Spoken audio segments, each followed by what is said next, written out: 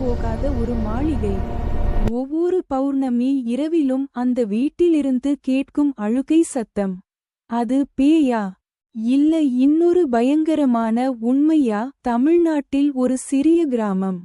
அந்த கிராமத்துக்கு வெளியே ஒரு பெரிய பழைய மாளிகை.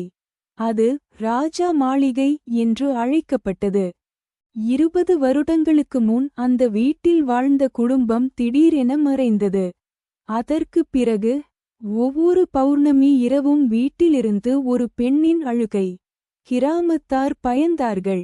அந்த கிராமத்தில் வாழ்ந்தான் 15 வயது சிறுவன் அருண். அவன் தைரியசாலி.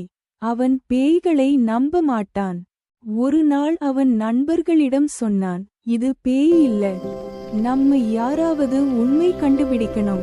பௌர்ணமி இரவு அருண் அவன் நண்பன் கார்த்திக் இருவரும் மாளிகைக்குள் நுழைந்தார்கள். கதவு தானாக திறந்தது. காற்று சத்தம். பூமியில் பழைய புகைப்படங்கள். ஒரு அறையில் பழைய டைரி கிடைத்தது. டைரி யாருடையது? அந்த வீட்டில் வாழ்ந்த ராஜாவின் மகள் மீரா.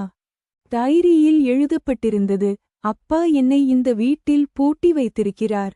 என் நண்பரை திருமணம் செய்ய விட மாட்டேன் என்று. அவளை அடைத்து வைத்த அறை இன்னும் பூட்டியிருந்தது. அருண் அந்த பூட்டை உடைத்தான். அறைக்குள் ஒரு பழைய சங்கிலி. சுவரில் நகங்களால் சிஸ்ந்த மார்கள். ஆனா யாரும் இல்லை. சன்க கீழே இருந்து சத்தம்.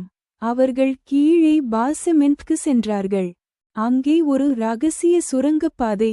அந்த சுரங்கம் காட்டுக்கு வெளியே செல்கிறது. டைரியின் கடைசி பக்கம், நான் தப்பிச்சுட்டேன். ஆனா என் குரல் இங்கேயே இருக்கும். அழுகை சத்தம். அது காற்று சுரங்கத்தில் அடிக்கும் சத்தம்தான். அடுத்த நாள் கிராமத்தார் எல்லாம் உண்மை அறிந்தார்கள். மாளிகை இனி பேய் வீடு இல்லை. ஆனா இரவு அருண் வீட்டு முன் ஒரு கடிதம். அதில் ஒரு வரி, ரகசியம் இன்னும் முடிக்கலை.